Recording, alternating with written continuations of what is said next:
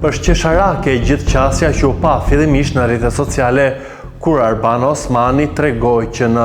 podcastin e saj Mi mbroma yje do të kishte pikërisht artistin Fero, i cili për më shumë se një viti është në krye lajm të faqeve roz për gjitha polemikat që ai dhe ish-bashkëshortja e tij ka midis njëri tjetrit me akuza të rënda për dhunë edhe shumë të tjera, e sa kaq klikimet e videos tregojnë të kundërtën, pra që ka pasur një interes të madh për ta parë atë pasi pa mbushur 24 orë ka shkuar mbi 200.000 shikime. Sigurisht, intervista nisi me një lloj qasje që mua nuk më pëlqeu nga ana e Feros, ku dhe Arbana e përmendi që në krye të herës shoqërimi i Feros me bodyguard dhe me makina të shtrenjta. Sigurisht që puna e tij si artist ja mundson të gjitha këto, pra të ketë këtë lloj mirëqenie dhe këtë lloj, le të themi, ekspozimi ndoshta në publik, por mënyra dhe qasja që Fera u shpreh që është pjesë e kompanisë që menaxhimi tim, besoj që nuk i rrezikohet jeta, apo nuk jemi në ato stade të artistëve të Hollywoodit që të kemi bodyguard që të shoqërojnë artistët tanë, por të ndalemi tek thelbi, tek ajo që nuk u pyet realisht nga Arbana, por duhet kuptuar dhe një herë tjetër që gazetari nuk është kur dhe nuk do të jetë kursesi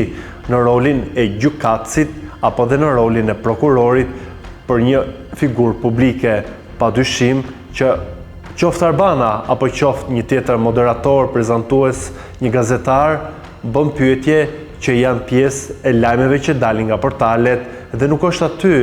për të vërtetuar të vërtetën apo jo, por është aty për të nxitur një reagim nga personi që të japi komentin e tij, të jap atë në fund të ditës të flasë. Vetëm kaq ka në dorë gazetari ku merr intervistë dikë, të flasë dhe ta vërë atë përballë disa të vërtetave që kanë dalë në portale, apo dhe që ish-bashkëshortja e tij Arbenita i ka bërë dikur, ajo bëri edhe një story me 35 akuza, që padyshim u pyete në këtë intervistën e bujshme të Ferës, ku tregoi edhe se si kishte nisur lidhja me Arbenitën, ku ishin njohur pra në rrjetet sociale, ishin takuar për herë të parë në Shkup, dy të rinj që u bën prindër në një moshë fare të re, por me përgjegjësinë sipas Feros që u shpreh që unë kam një lloj përgjegjësie për të qenë baba, e kam këtë përgjegjësi, ndoshta tha ai, dështova për të qenë një burr i mirë, por kjo nuk do thotë që unë mund të jem apo do të bëhem një baba i keq. Këtu nuk i hyn pjesë askush dhe nuk e analizojmë dhe nuk e konceptojmë dot se si është Fero si baba për sa kohë del, edhe pse për shumë kënd mund të jetë një lloj ballafaqimi me publikun për të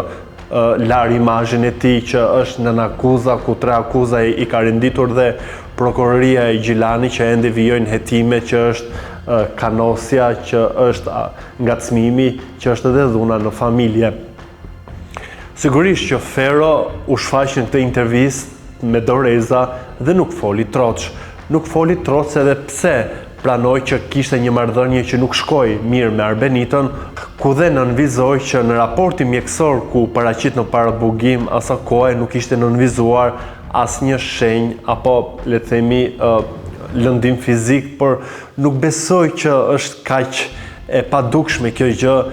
pasi në të kundërtën edhe prokuroria nuk do t'i ngjiste ato akuza, se nuk i ngjit kot, i ngjit pas një analize të fortë të detajeve të çdo situate, edhe nxjerr aty akuzat që pastaj është gjykata ajo që i shërton dhe del në një vendim.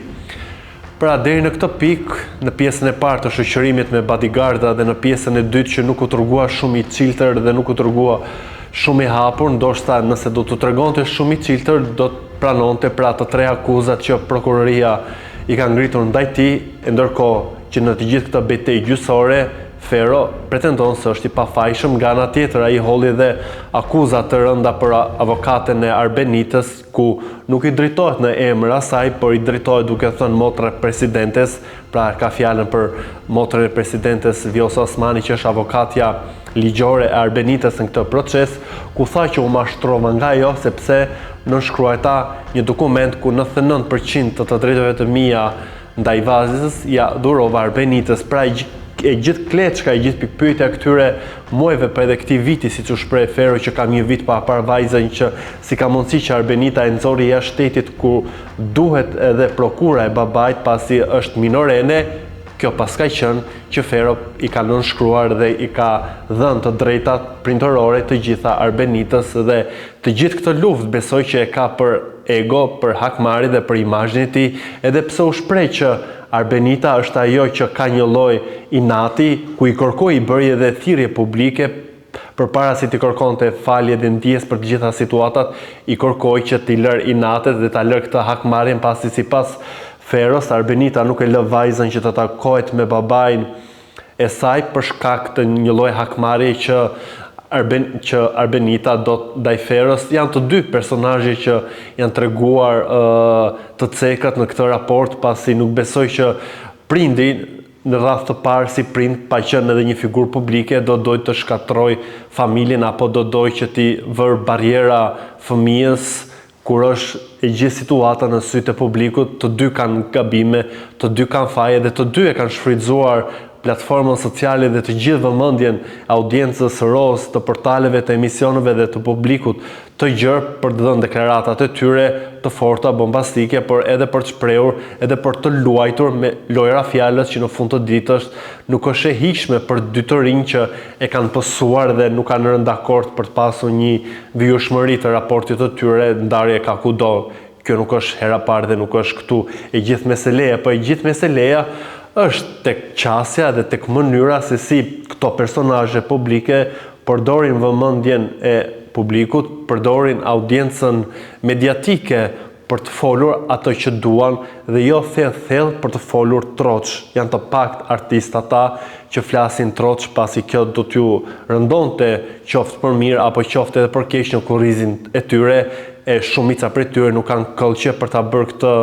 lëvizje kaq të hapur dhe këtë lëvizje kaq të drejt për drejt. Për shumë kënd Arbana gaboi dhe le të themi nuk kishte në nivelin e saj që të ftonte një person që ka akuza për dhunë, që ka keq trajtuar ish bashkëshortin e tij apo që nuk është edhe një baba i denj për vajzën e tij.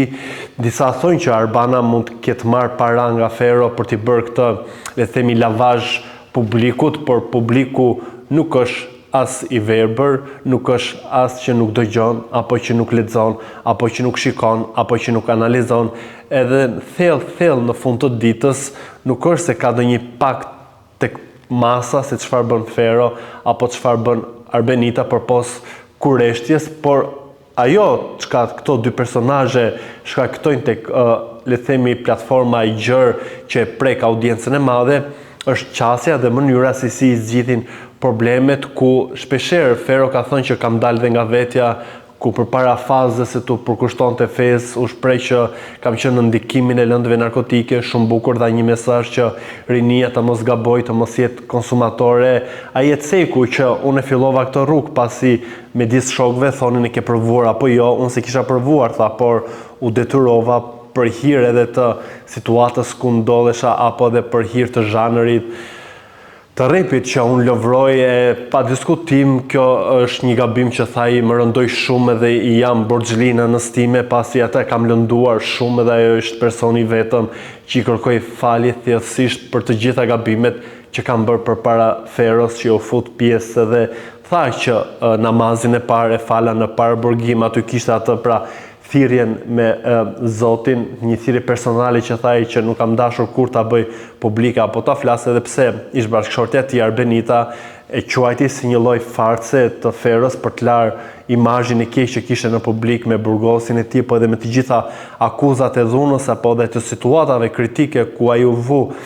përpara syrit edhe gjykimit të opinionit publik, pra e bëri këtë futjen në fe duke ditur që të rinjt e ka një lloj trendi që e ndjekin mbështetës dhe që e përqafojnë dikë që është në fe dhe ju duket si diçka më e kompletuar dhe njëri më me norma dhe më pranë Zotit dhe në rrugën e duhur, siç thot edhe publiku. Nga ana tjetër, në këtë intervistën e bujshme të Feros tek Arbana, pa diskutim linte vend për të dëshiruar edhe disa pjesë që Fero nuk u tregua i sinqert, por edhe Arbana nuk e ngacmoi shumë, siç ishin ato që unë përmenda për 35 akuzat që Arbenita kishte ndaj tij, por do të shkoj sërish tek fjala e parë që një i ftuar nuk vihet në bankën e të akuzuarit siç vihet në gjykatë, dhe gjykata ajo që kërkon llogari duke respektuar ligjin dhe shkeljet që bëhen dhe duke bërë atë ballafaqimin. Arbana i shtroi pyetjet ku i tha që edhe ti ke bërë gabime, pasi janë parë, janë lexuar, e kishte për të gjithë qasjen dhe për të gjithë akuzat që i bashkëshortja e tij Arbenita Ismaili ka bërë në rrjetet sociale. Ende nuk ka një reagim nga ajo për këtë intervistën e Feros, padyshim që e ka parë dhe e ka ndjekur. Mund të ketë dhe një reagim ka ajo, kjo pritet, por në fundit duhet kuptuar që edhe personazhet publik ka të drejtën e tyre për të pasur një zë dhe për ta çuar atë tek audienca që i ndjek, tek ata që le të themi ndikohen nga muzika që Fero bën, apo edhe nga ata që e pëlqejnë si artist dhe e mbështesin përpos gabimeve që ka bërë, se nuk është i pari dhe fatkeqësisht nuk do të jetë i vetmi që bën gabime, dhe njeriu nuk duhet gjykuar aq shumë. Flasim për gabime që nuk janë fatale, flasim për gabime që nuk cënojnë jetën, që t'ja marrin tjetrit. Padyshim që akuzat e forta të dhunës, të keqtrajtimit janë të ndjeshme në një shoqëri si e jonja, ku femra ende është e brisht dhe lobohet ende për feminizmin, që të rritet fuqia dhe të rritet, le të themi, grada e gruas në shoqëri të jetë më e pavarur nga ana ekonomike, por edhe të mos pranoj një dhunë qoftë psikologjike apo të ketë një lloj nënshtrimi për shkak të pamundësive ekonomike për të pasur ajo një jetë të pavarur, pa pasur në krah një partner që është dhunues. Këto janë tema shumë të gjëra sociale, por duke u fokusuar dhe duke bërë një përmbledhje të fundit të intervistës se si e pa shumë Feron dhe Arbanën, nëse do t'isha unë do të bëja pyetje më troç, por kjo shikohet në dakordsinë e të dy palëve, pra të personazhit dhe të gazetarit, dhe është e vështirë, siç e përmenda, që të gjesh personazhe që të flasin troç, të flasin hapur, të pranojnë gabimet, të pranojnë të mirat edhe të flasin në sytë e publikut ashtu siç ata janë në të vërtetë. Do doja të dija dhe mendimin tuaj për të gjithë këtë situatë, e cila më shumë se rozë është kthyer në një situatë sociale që prek një kaos, prek një plagë të thellë të shoqërisë, siç është divorci, siç është dhuna në familje, e siç janë gjëra të tjera, duke mos harruar që të jepni mendimin tuaj, por më kryesorja është i bëni edhe subscribe kanalit ton Koha Jon në YouTube.